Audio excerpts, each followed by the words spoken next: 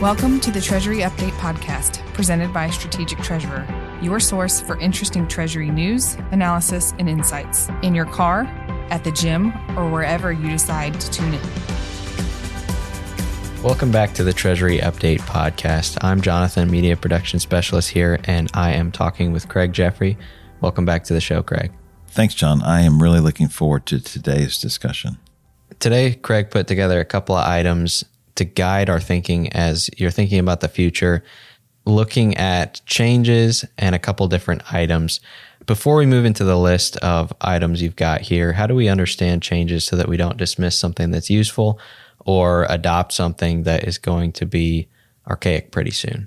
When there's a hypothesis, there can be type 1 and type 2 errors, like your test or your conclusion can dismiss something, like you said, that is valid, and you could also accept something as true that's false.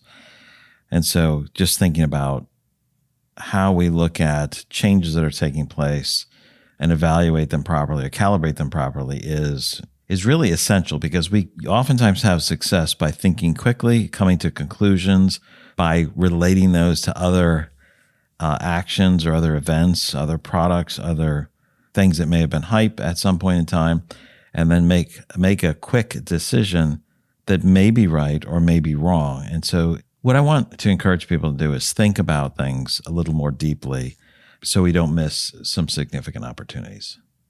Skepticism of things, of ideas and plans and new technologies is useful, but we also have to have a reasonable amount of skepticism about our skepticism.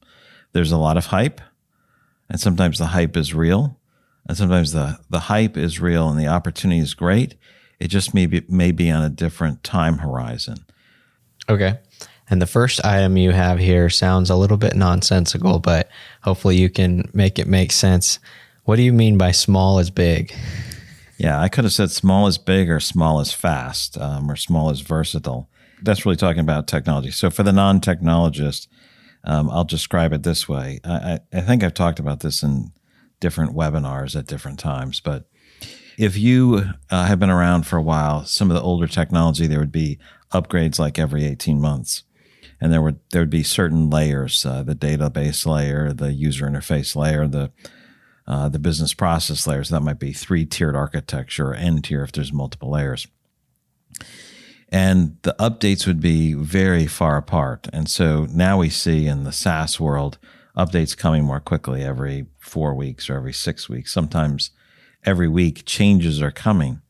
And what I mean by small is big, when we break these items down to smaller pieces, it allows for faster development. I'll just give an example of something like microservices.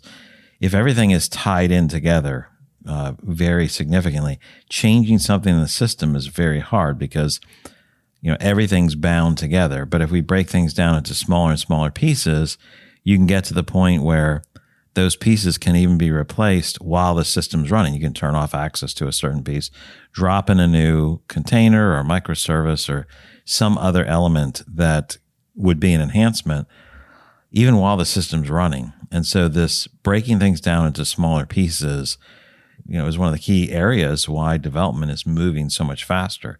Instead of everything being bound together, you have to unpack it all, change one piece, bind it all up together. It makes it move much more rapidly. And so the newer technology leverages all of these tools. It allows you to make smaller changes and increments. And what this means, the end result in this is development is often 5 to 8 times faster, let's say using cloud native than traditional software as a service. Even one generation behind technology, it's takes quite a bit longer, and it's multiple times, 5 to 8 times, not 10 times, not 20 times, but significantly different. So small is fast or small is big. That's much more powerful than I think many of us would have thought. Yeah, with the small updates over time, you're probably learning a lot more learning opportunities than gathering everything up for a big update. Yeah, and you can leverage and use more common tools and put them together in ways that make sense. So, and there's been different examples. You could talk about documented and undocumented calls in operating systems. And so if someone's building a program and they can use a documented call, for sorting or graphing, well, all I have to do is refer to that. Now I've leverage that other tool set in my development. That would be the small is big, or the operating system versus the individual program. That would have been what we talked about 10 or 15 years ago. And so I would just describe it this way. It allows us to rapidly pull these things together and develop far more rapidly than we could under the old technology structure. Okay, that's starting to make a lot more sense. And I think I'm going to say that when I'm fishing now, whenever I catch small fish. Small is big. I caught 9 small ones. That would be a blatant misunderstanding of small is big. I'm hungry. Hungry is full. I mean, it's a bigger deal. A little bit of equivocation in terms of like smaller components can lead to a bigger impact because of how they're put together. So yeah, it's a bit plain words with the way I say that, but yes, small is more powerful might be a more accurate way, but small is big. It's like, what does that mean? That's more catchy. Okay, the second one is SaaS is different than platform as a service. Yeah, so software as a service is this idea that I can have multiple tenants or individual tenants, but all the updates to the software are done, and then all the users of that software realize the benefits of that. Like their software is maintained, it's updated, it's regularly improved upon. And that's a way of making the software, your software investment, your technology investment grow in value over time, because I'm not sitting there waiting for a massive update. And then I say, I don't have any value for that update, making the software obsolete. So software as a service has been around for a while. That's not the same thing as a platform as a service or PaaS. So those two things together would make up what we would call, cloud native. Platform as a service. You can think of Microsoft Azure, Amazon Web Services. They offer platforms where there's all these tools that exist. Now, just because you say Microsoft Azure, Google Cloud, Amazon Web Services, just because you can mention the different service providers doesn't mean that it's being used as platform as a service. And an issue may be, I just need to host something, I'm going to run it on the cloud, and I'm going to run it on Amazon Web Services or Azure. That does not necessarily mean that you're taking advantage of the platform as a service technology. And so I'm speaking to the layperson here in terms of how it's used. So SaaS is different from PaaS. You can have software as a service running, in a variety of different ways. But these two items together is the definition of cloud native. There are multiple definitions of cloud native, but it's using the most current tools and techniques to develop it in a common way on a highly scalable way using the most current technology. So the platform, versus I just port something over into the cloud that I ran locally, this is a different generation of that technology. Where are you seeing this debate coming up? Well, I don't hear that debate coming up much in the treasury space, but examples of this would be if I have a platform that supports things like artificial intelligence, natural language search, different types of scalability where it can, rapidly scale up and down. That's very different on a platform level. If a normal day as a vendor, I need 100 units of compute, and then at the end of the month, I'm running hedging activity and I need 4,000 or 40,000 units of compute.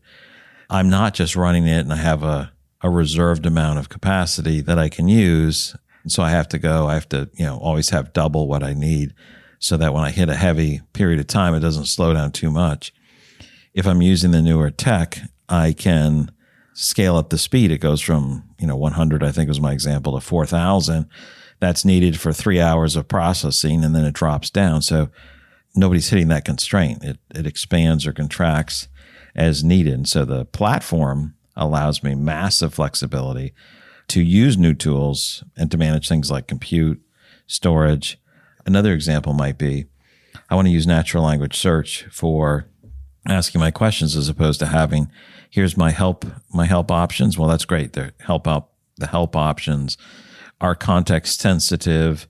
They allow me to find out what's available there, but the search parameters tend to be built into, people are building that so that when the user types in something, it references it, indexes it. But natural language search uses like when you're going to Google or Bing, you're typing, who were the last 3 presidents, whatever.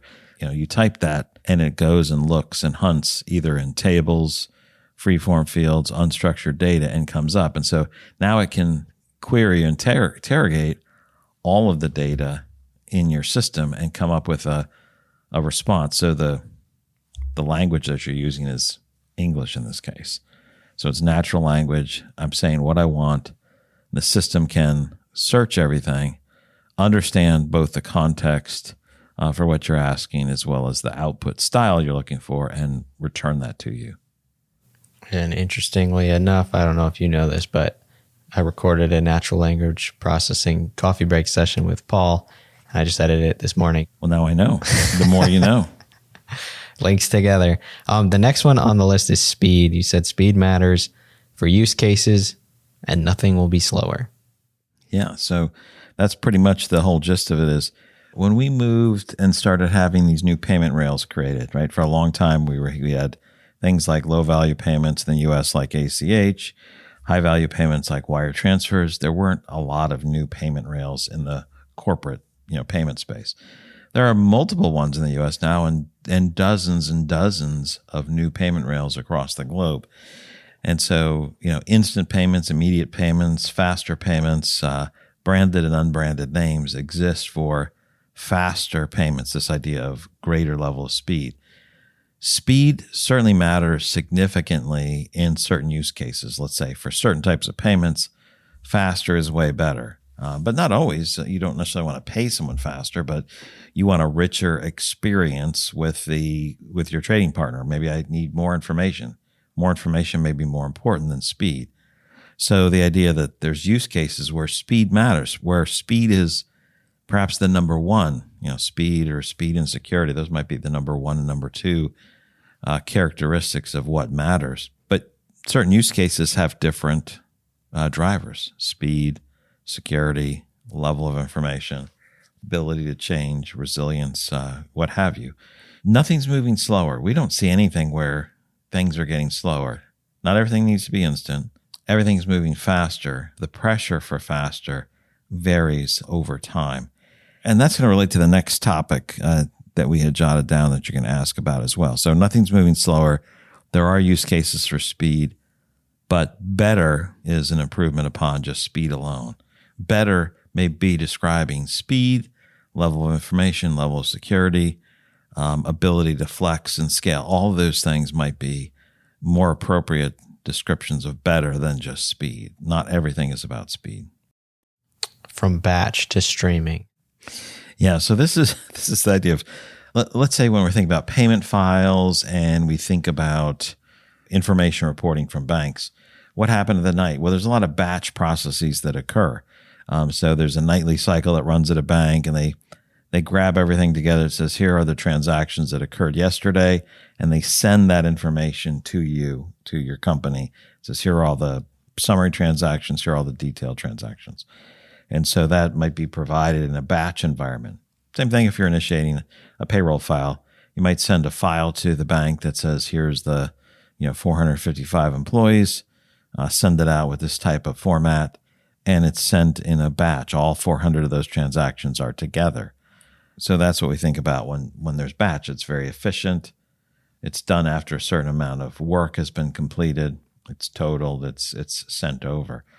The difference between batch and streaming can occur, inside an organization as well as between an organization and their fintech provider, the organization and their bank. So streaming, we would think of if you're connecting to your bank and you want to get information anytime a transaction hits your bank account. Let's say a wire comes in, there might be an API set up that instantly passes it through when it hits, or within a matter of seconds, let's say less than 7 seconds. That information is then pushed out. That's not truly streaming, but it's that sort of immediate update, as opposed to we're going to update you once a day to we're going to update you when something happens. When something happens, tell me what it is, versus send me a summary of everything that happened yesterday, or send me all the details from yesterday at 6 a.m. And so we think about that in APIs. We would refer to it as APIs. Streaming, I'll say this more broadly, is instead of passing things, whether it's inside a company or outside, that you might have an API gateway to enable this, but this idea that every time something occurs, or for the most part when things occur, transactions hit, they're passed to the right system or area that needs to have that. As they occur, it moves, as opposed to this occurs at 2 p.m, or we have it every 2 hours. We send a file from one place to another to update AP, AR, Treasuries forecasting, FP&A, whatever those things are. We're moving to an environment where things are updated more regularly. Everything's moving faster, as we said before, but this idea and the direction is we need to know stuff in a more real-time basis. We don't need to know everything immediately, but the shifting of, hey, these things are set up batch on a monthly basis, on a daily basis, every 4 hours, to as they occur, that type of structure will change in organizations and between organizations and their service providers, their bank, their fintech. And so that's where things are going. So APIs drive that, different types of gateways. It becomes more of a streaming. As it happens, it's flowing around the organization. I can see the benefit of that on a personal side with personal finance apps, that APIs that track everything. One of them that I use updates almost every day. Sometimes it's every 2 days. The other one updates a couple times a day, and it's so much easier to stay on top of things when you see what's coming in. And that's a good example. And so you don't need everything. So if you have an app on your phone, you're doing a ride share, you're going somewhere with the ride share service. It's like, okay, that's updating you to show you where the car is, how close it is to you. Yeah. And that's pretty useful so you don't get impatient. It's like, okay, here's where it is. And it's giving you an update, how long you think it'll take there. And so now you have information. You can just know it, or it may impact what you're doing. Maybe you recognize you have to call ahead of time, say, it looks like I'm going to be 10 minutes late, when it says you're going to arrive there, 3 minutes after the hour. And so you're building a little bit of a buffer in there. So it's useful. Same is true for Treasury. It's like, we're looking for a payment. Do I keep going out to the bank portal to ping it? Do I have that send it to me as soon as it comes in, either as a message, or do I have it sent to my system so it alerts me that, hey, this large wire came in at a particular time? So the needs can vary, but that's where that comes from. Yeah. The next one is data is the new currency. And that's funny too, because why do we say data is the new currency? What's good about currency? It's valuable. Well, cash is always king, but data becomes more important than transactions. I think a lot of banks are realizing this, that the data that flows through transactions and the data that happens can become more valuable, is more valuable to the sender and the recipient, but also valuable to the bank. And so there is a far more significance. There's far more significance to data that flows with a payment or with information than just the fact that there was a transaction, because it impacts the updating the system from an accounting perspective. But that data can also be used for additional analysis. So more insights might be able to be achieved.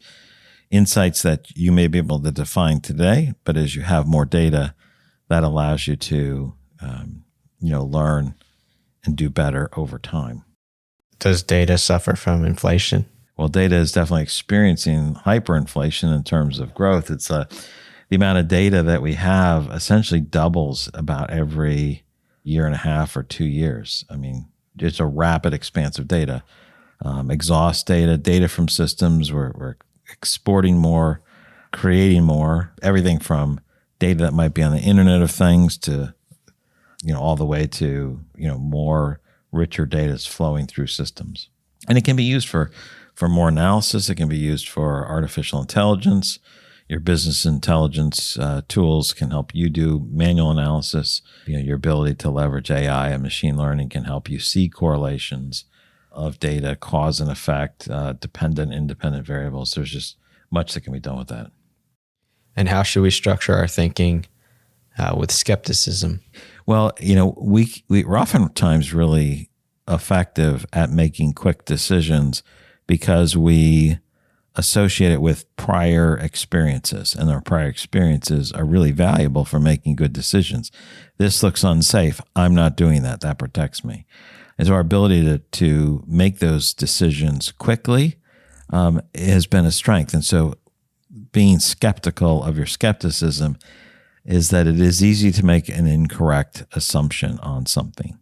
And so that could be your operating assumption, is that this is no good, this is risky, we should do this, but I want to do some additional validation depending on what the potential outcome is. So being skeptical, I'll just give an example. Electronic bank account management was this panacea to the issue of we've got to open up accounts, KYC's a pain. There's all this back and forth between the company and the bank. Open this account, here's the signers, here's the signatories, here's the documents that go with it. This back and forth KYC was a pain. And so there's this development of here are all the conversations and the individual messages that exist. And they were all defined. And that can be sent through Swift. It can be sent back and forth between host to host. And was that valuable or not? Well, we can say that there was a lot of hype because most companies didn't have their data organized. It was in paper files, maybe multiple spreadsheets and Word documents stored in different places or stored in physical files also on people's desks. And so it never took off. It hasn't taken off. It may at some point, but you can't interface, paper into a digital system, paper and stuff stored everywhere into a digital system or a conversation, into a workflow.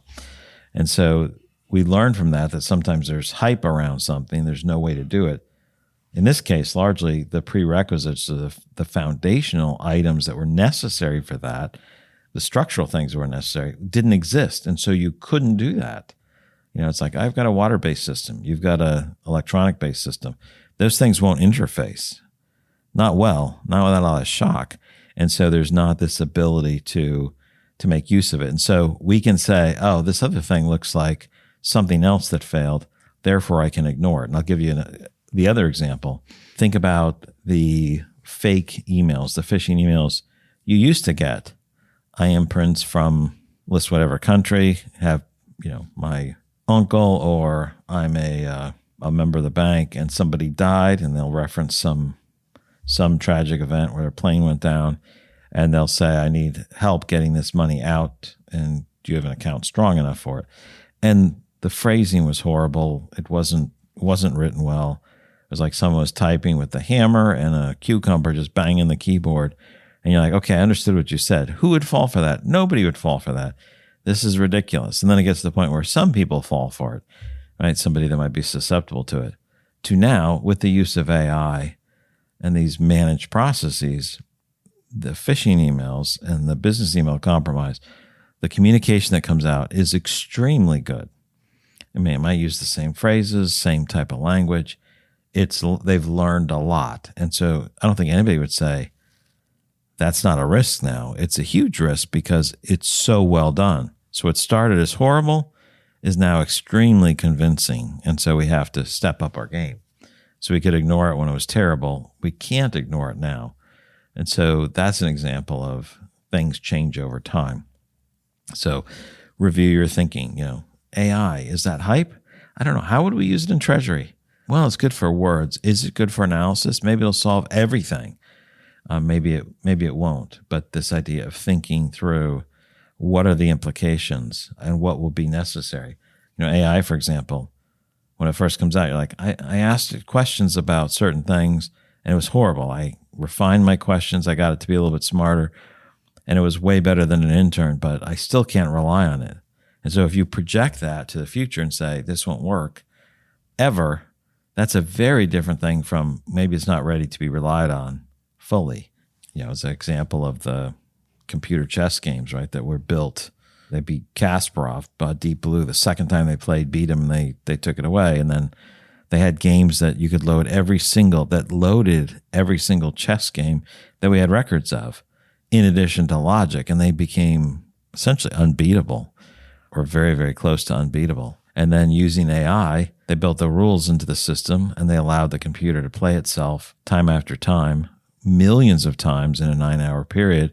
And I think that won 72 out of 100 games, or maybe it was they won 28 out of 100. And the rest were draws, playing against those computers that had all the games that had been played in tournaments that were captured. It won a huge percentage and tied the rest of the time. And so these things, AI, for example, changes dramatically. So be skeptical of your skepticism. You can come up with conclusions, but also be mindful of those things change. And what made sense for how you solved the problem 10 years ago may need a new look for today. So to tie all this up, structured thinking about the future, what key takeaways can you leave with the audience? I think the key thing is we have to evaluate what's coming in front of us and see how things are changing and why, and use that to continually refine our approach to learning, our approach to technology, our approach and thoughts on where do we find value. Taking those things together reflects learning from what we see with regard to changes that come our way, changes that are brought upon us, changes that are happening all around us, or changes we're bringing to the situation.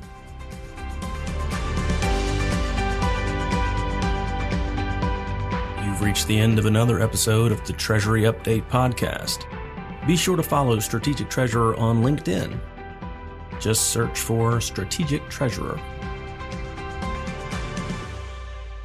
This podcast is provided for informational purposes only, and statements made by Strategic Treasurer LLC on this podcast are not intended as legal, business, consulting, or tax advice.